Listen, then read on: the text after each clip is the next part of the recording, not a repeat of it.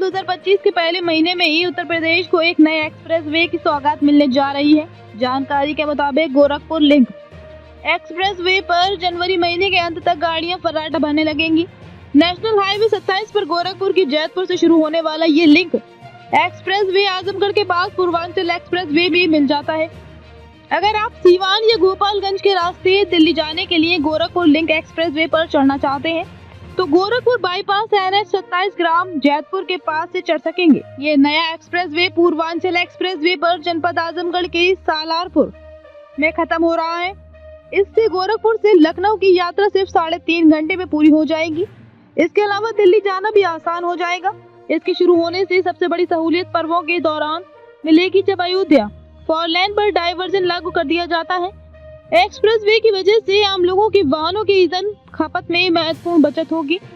इसके अलावा समय की बचत और पर्यावरणीय प्रदूषण का नियंत्रण भी संभव हो सकेगा। करीब 92 किलोमीटर लंबे इस एक्सप्रेसवे की कुल लागत 7,283 करोड़ रुपए है। ये एक्सप्रेसवे गोरखपुर से आजमगढ़ के बीच 4 जिलों से गुजरता है। इससे गोरखपुर, अम्बेडकर नगर, संत कबीर नगर, आजमगढ़ सीधे तौर पर लाभान्वित हुए हैं। इसका 98% काम पूरा होने के साथ वाहनों का आवागमन भी होने लगा है। इस एक्सप्रेसवे पर 2 टोल प्लाजा और 7 फ्लाईओवर होंगे। इसी एक्सप्रेसवे के दोनों तरफ गीड़ा प्रशासन 1200 एकड़ में औद्योगिक गलियारा विकसित करेगा। एक्सप्रेसवे के दोनों तरफ औद्योगिक गलियारे के साथ ही कृषि उत्पादन को बढ़ावा देने के लिए सुविधाएं विकसित होंगी। औद्योगिक गलियारे में इंडस्ट्रियल ट्रेनिंग इंस्टीट्यूट, मेडिकल संस्थान की स्थापना होगी।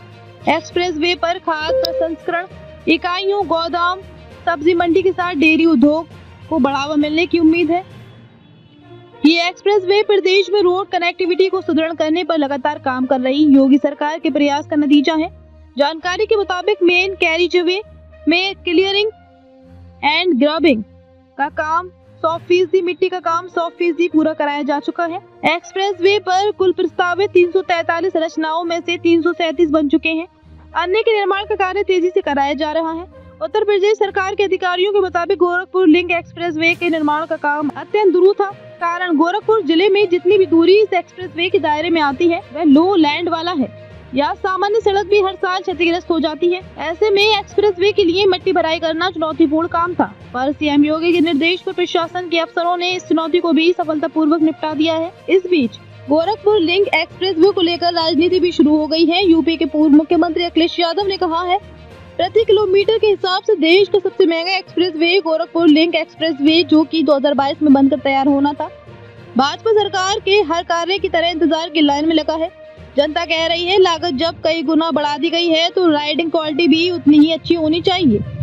अब कम से कम 2027 तक तो इसे इतने अच्छी तरह से बनाकर तैयार कर लें कि गोरखपुर वापस जाने में आसानी हो, मतलब झटका कम लगे।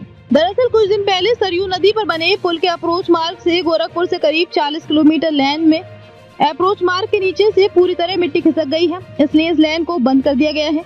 लेन बंद होने से बिना उद्घाटन इस रास्ते से गुजरने वालों को दिक्कत हो रही है। स्थानीय गांव के लोगों का कहना है कि अप्रोच मार्ग के पास से ही मिट्टी का खनन कराया जा रहा है। इससे अप्रोच मार्ग के पास गड्ढा हो गया है, इसकी वजह से मिट्टी खिसक गई है। अप्रोच मार्ग की मरम्मत की जिम्मेदारी सेतु निगम को दी गई है। यूपीडी के अधिकारियों ने बताया कि सरयू नदी की दिशा बदलने से पुल के अप्रोच से मिट्टी खिसकी है। लॉ लैंड एरिया होने की वजह से अक्सर ऐसी दिक्कत सामने आती है।